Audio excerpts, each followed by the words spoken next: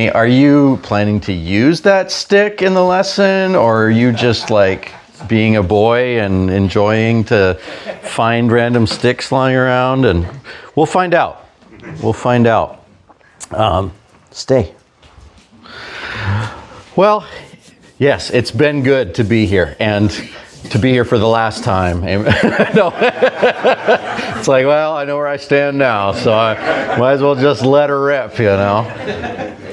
So, no, it's been a good time, truly has, and sure enjoyed the impromptu song service last night. That was fun, and really enjoyed just singing with you all and bringing some praises to the Lord. And it's almost a special kind of fellowship, isn't it, when you're joining together in song. So we're going to be turning to Psalm 127 this morning. Psalm 127.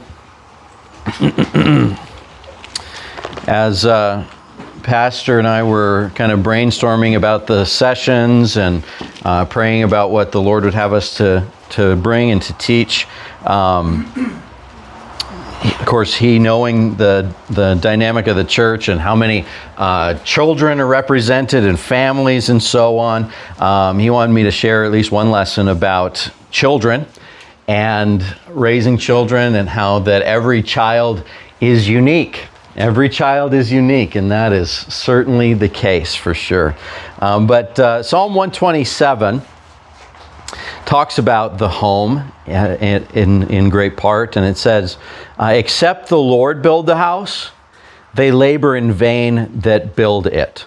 And that's very true even for our own families, for our own homes. If the Lord's not in the middle of it, it's not going to go right. Except the Lord keep the city, the watchman waketh but in vain. It is vain for you to rise up early, to sit up late, to eat the bread of sorrows, for so he giveth his beloved sleep. And that's a good verse to claim, isn't it? And sometimes even as parents, that sometimes the worries and the stresses and the pressures of life cause you to be burning the candle at both ends, as they say. And just know that there's a balance in that. And that the Lord wants you to rest. He wants you to enjoy life, to enjoy your family, not just be consumed with the pressures of raising a family. Lo, children are an heritage of the Lord, and the fruit of the womb is his reward.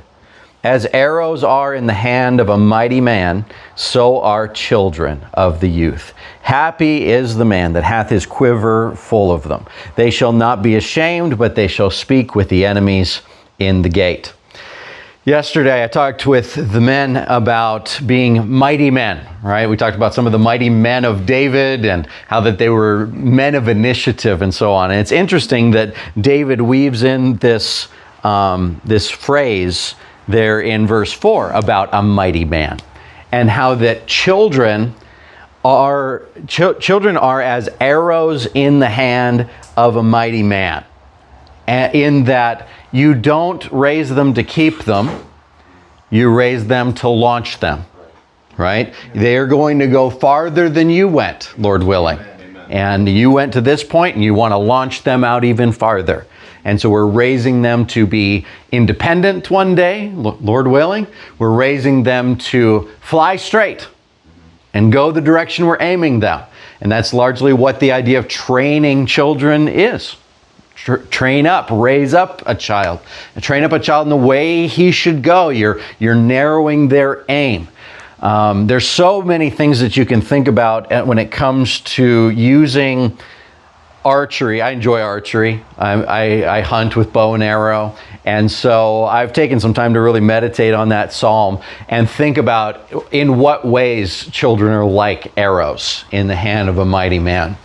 And there are several ways to think about, but one that I want to bring out to you today is that arrows in ancient times, they didn't just come in a box from Bass Pro Shop or Shields, graphite perfect shafts with micrometer variances in them. They were using sticks, right? They'd find a stick somewhere and they would whittle them down, and they'd break off the parts that didn't belong, and they'd whittle them and try to bend them. This would not make for a good arrow, but it shows that it's very bent, right? And in those days, the archer would know the bend of each of his arrows, and he would compensate for it. He'd try to whittle away on it, straighten it up as best as he could, but the reality is there was no such thing as an absolutely perfectly straight arrow, and so he would have to know his arrows, right? Kind of like you would know, your gun that you shoot, and you know about the range of it and where the bullet's trajectory starts to drop, or you know your golf clubs or this fishing lure and what it does, and they would know each arrow, and they'd grab that arrow, and it's like, okay, this one pulls a little bit to the left. I'm going to have to compensate for that just a little bit. And they know each of their arrows. And think about how that if you have a quiver full of children, every one of your children have certain bends to them that's going to pull them in one way or another way. And what that means is that even though there are certain principles that apply across the board to raising children, you can't exactly use the same techniques for every one of them and expect that they're going to fly the same, right? It takes a range of tools in the parent's toolbox and a variety of techniques sometimes to be able to compensate for the bends of each child and to know where they're going to fly. So, there are some bends that are universal to everyone, right? And that would be sin. Sin is universal. Yeah? Yeah. Right. Everybody in here? Just checking. All right, all you guys too? Even you? Yeah, even you. All have sinned. And do you know what sin basically means? Sin is actually an archery term. What is it? To miss the mark, right? And if the arrow deviates and it doesn't hit the target, the arrow hath sinned, and it missed the mark. It didn't hit what you were aiming for. And there's not a one of us that hits the mark every single time. No one but Jesus. And so that's why we're sinners. All have sinned and come short of the glory of God. We missed the target, and so we cannot straighten ourselves out on our own in that regard. Okay, that universal bend of sin that is in us, that takes supernatural power. You can't train all sin out of a child, right? And that can be a problem sometimes in churches, is that we're trying to raise good little children who act like good little Christians when they're maybe not even born again on the inside. And certainly we should teach them good behavior and proper, and hey, you're under authority, you're going to do what's right and all of that. However, let's make sure that we're aiming for the heart too, because only God can straighten out those bends. Amen. Only God can deal with the sin nature.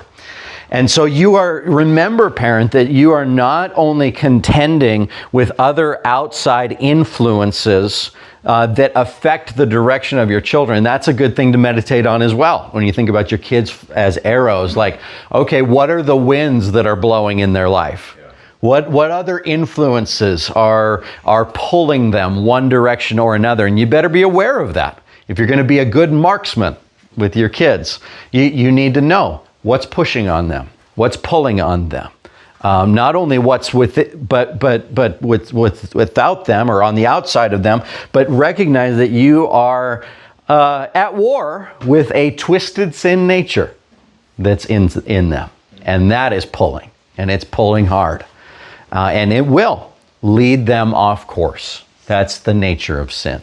It causes them and causes us to miss the mark, and that is a universal bent in every single person.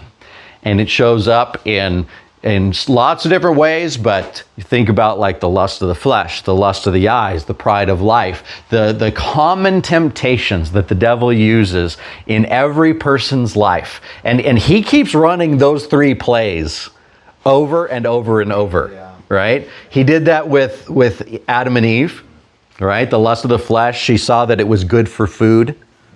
Yeah, the lust of the eyes, she saw it, and the pride of life, that it was to make one wise. He appeals to all of those different things.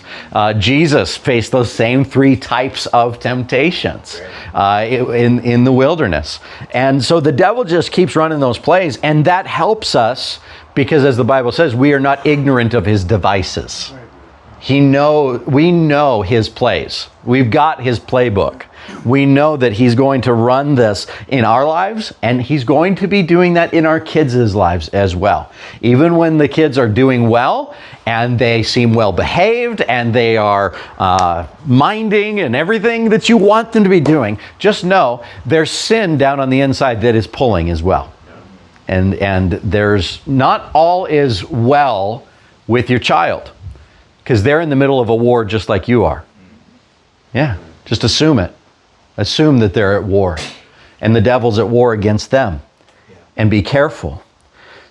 Now, I also want to talk to you about how that some bends are unique.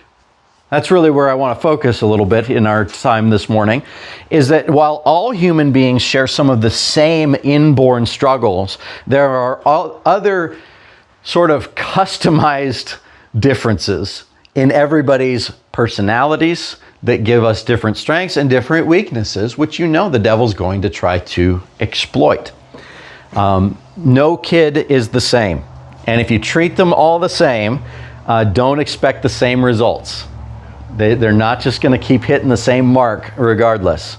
So let me break it down into three broad categories for you. There are, first, kids who are more structured. Kids that enjoy structure, right? Do we have any firstborns in the room? Yes. This tends to be a firstborn trait, not always, but often there will be a structured kid who appreciates order, who appreciates things that, like, give me rules, and I want structure, and I want a schedule, and I want it to be the same every time. And when the structure comes apart, like we go to camp, and nothing about this is routine, and there's different bedtimes and different get-up times, and we're doing this and we're doing that. And for some people, they come alive when the routine breaks down, right? Not the structured kids. The structured kids are feeling the chaos, and it breeds chaos within them. And it's like, man, I just wanted to... when I was younger, I enjoyed a little bit of summer vacation, a little bit. But after about 2 weeks, I was ready for the school routine to come back. We're like, man, you're weirder than we thought. I'm telling you, I love my routines. Even to this day, I just love them. And I was this kid, right? And structured kids tend to grow up to be more type A, more perfectionists. They go above and beyond in everything that they do. And children like that can go on to lead very driven, successful lives. But it does come at the cost of a great burden of trying to be perfect all the time. Being a perfectionist is not so much a blessing as it is a curse often, because you're always weighed against the guilt of the fact that you're not perfect. And perfectionism is not realistic. It sets you up for disappointment, and to realize that life is not going to fit in all your orderly little boxes. So a structured kid needs to learn how to be flexible and bend, or they're going to snap and break. So be aware of that. Then there are kids who are more social. And I would throw a lot of like middle children into this category, because you got some siblings who are older and you got some who are younger. There's always friends on one side or the other and people around. The structured one, there weren't people. There weren't other little people at first. And so you just kind of learn to play by yourself and do your thing, and I got my life. The middle ones, there's always a friend nearby, right? There's always somebody that I can hang out with. And the structured child tends to act like a miniature adult, right? Preferring often the company of adults. The social child loves being with their friends. Friends! And they are more the extroverts, and that can lead to incredibly rewarding friendships in life. But remember that every friend is an influence, and they're influencing either toward good or toward bad. Every friend is an influence. Social kids tend to be people pleasers, and therefore they're more vulnerable to peer pressure. Sometimes they can also become dependent on those outside relationships and become uncomfortable in quiet situations, uncomfortable in solitude. They don't really know who they are apart from other people. Their identity is sort of wrapped up in where they fit in the pecking order and in relation to others. So does that make sense? Yeah. Do we have any of those in the bunch here? Okay, yeah, right. And how many of those are middle kids in siblings? Yeah. Okay. Yeah. So it doesn't always hold true, but oftentimes that is the case. Then there are kids who are more spirited. That's a nice word for it, isn't it? Spirited. Often this may be the personality of the youngest child. And the spirited child is the polar opposite of the structured. They do not enjoy the rules. They do not find comfort in them at all. They like to live by their own rules. Anybody like that today? Nobody wants to admit it, right? Oh, we could point. Yeah, that's a good idea. But that's how we'll identify them.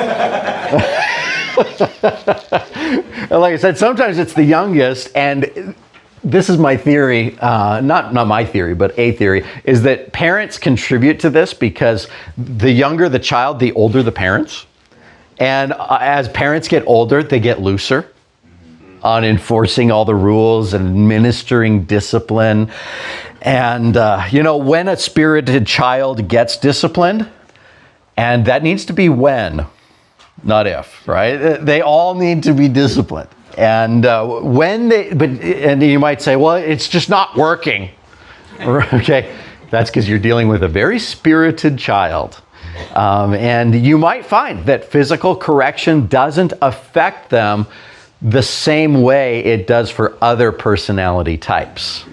Isn't it? I found it so interesting that sometimes you get that one kid, and if you just give them a look, they just almost want to break down and weep because I disappointed dad.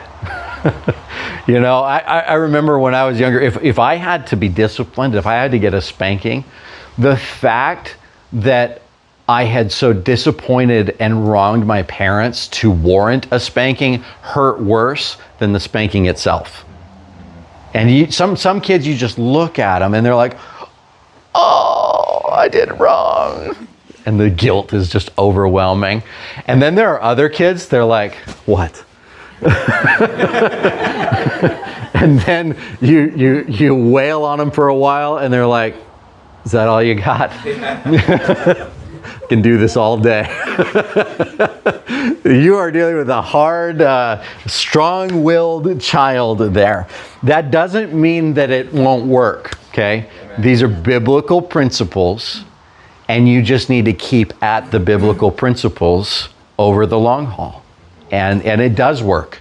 God's way does work. But it doesn't mean it's going to be easy. A lot of times this kind of kid will march to the beat of their own drum.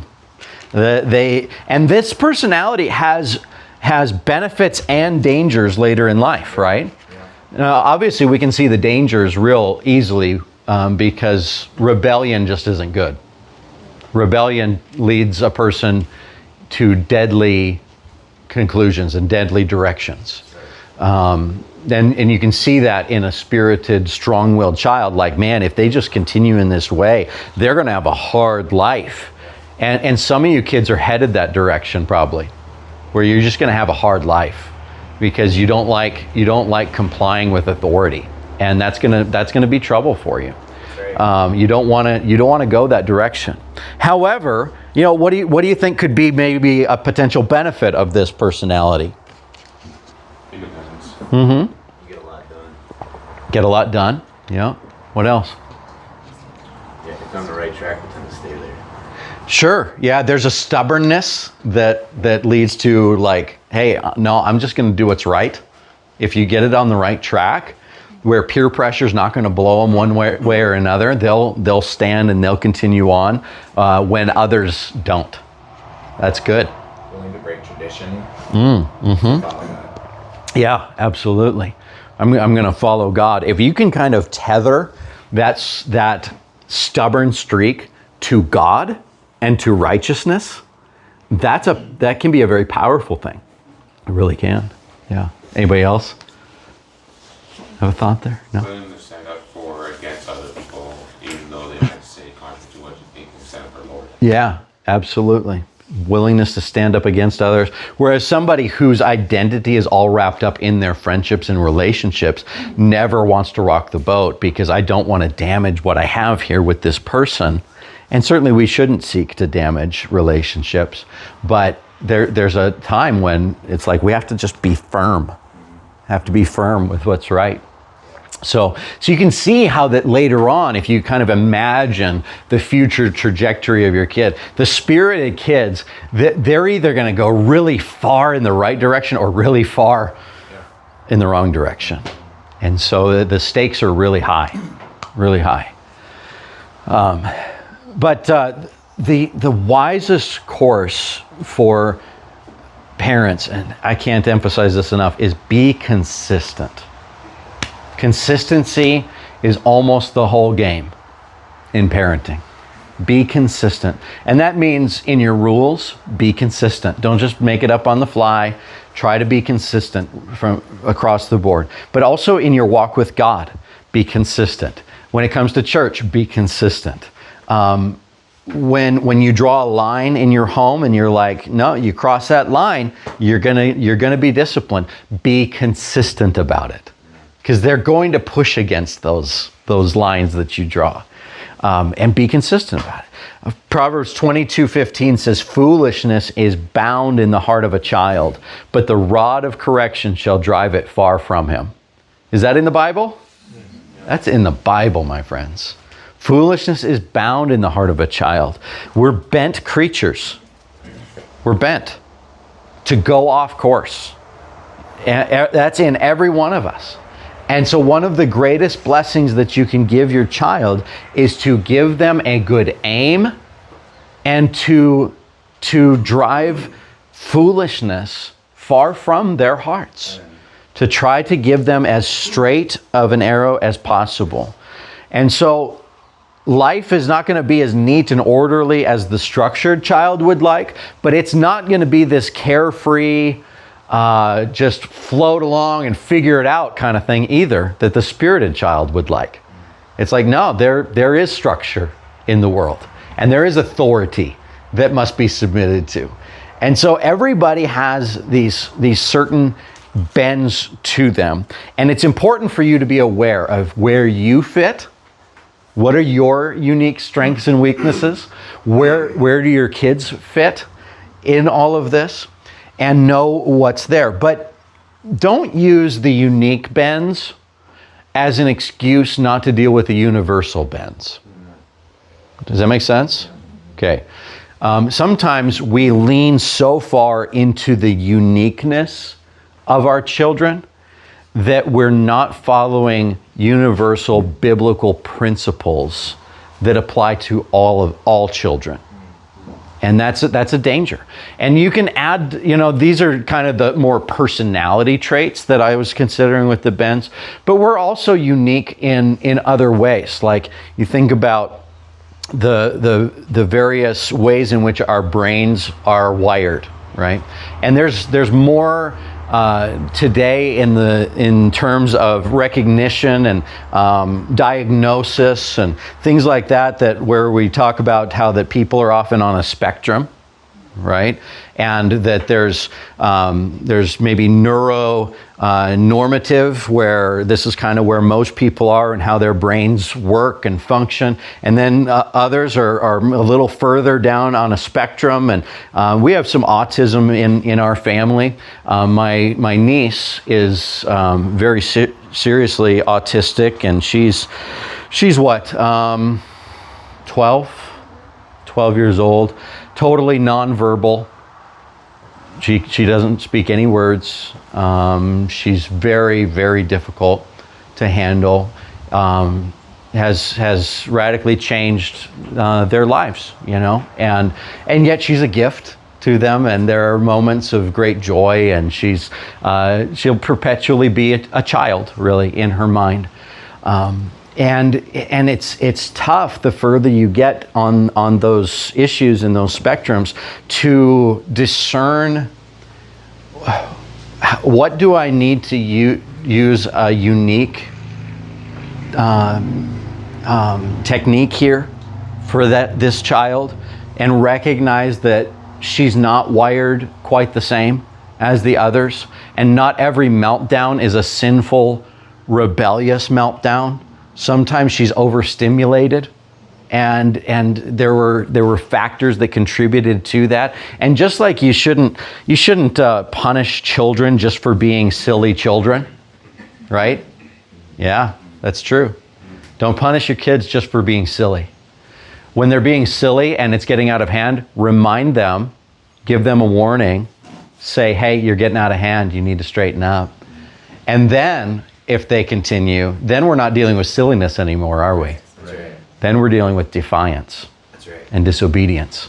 And so just like you wouldn't immediately rush to discipline for silliness in a child, so you shouldn't always assume that every meltdown needs to be corrected with the rod, especially when you're dealing with autism or something like that. And yet, let's be careful not to allow the culture to define for us what our role is actually supposed to be as parents. Yeah, that's good. Because some of what's going on in my little niece's heart is sinful. Yeah. It's sin and it's rebellion, and it needs to be dealt with as such. And you say, how do I tell the difference? Man, that's why you need to be begging God for wisdom. Every parent needs the wisdom of God upon them to know, to say, Lord, help me to know, is this something that I need to be dealing with through the rod? Or is this something that I just need to be patient with? But if you get that balance wrong, you know that the stakes are high. The stakes are high. If you're not driving foolishness out of the child, then they're going to go astray. And it'll be partly our fault, parents. And we don't want to be that. And so I want you to feel the weight, I guess, and the tension of needing to have the wisdom, because that's something you need to be begging God for every single day. And even in normal, regular situations in your home, you're going to find that your kids present new challenges at every new stage of life. The challenges are different when they're 18 months old than when they're 6. And then when they reach teen years, there's a whole new set of challenges and temptations and winds of influence. And then as they get ready to head off into adulthood, you realize, man, we're getting close here. They're heading out pretty soon. And there's new challenges that face that as they're transitioning. And it's, that's kind of the stage we're at right now. It's like, how much should we parent them, and take care of them and give them instruction and coaching? And how much of it is like, hey, you're going to flop on your face and you're going to learn from that. And because you're going to be on your own. And you better learn how to be on your own a little bit. We need wisdom, parents. We just need it. You got to ask God for it. But don't lean so far one way or the other. Biblical wisdom is balanced, isn't it? It's balanced. You don't fix every bad situation with the rod. But neither do you throw the rod away and just lean into gentle parenting. Neither one of those is right. There's a balanced approach that God gives to us through wisdom and through the scriptures, but be aware of the bends. Know that there's stuff that's just inherent in every single child, and that you're going to have to compensate for it in unique ways. And I pray that the Lord will just help you, parents. It's a big thing on our shoulders, isn't it? Yeah. Be raising these kids to launch them out into the world to serve God, and it's weighty. So, yeah. That's the lesson. Any questions or anything I can clarify in what I've said?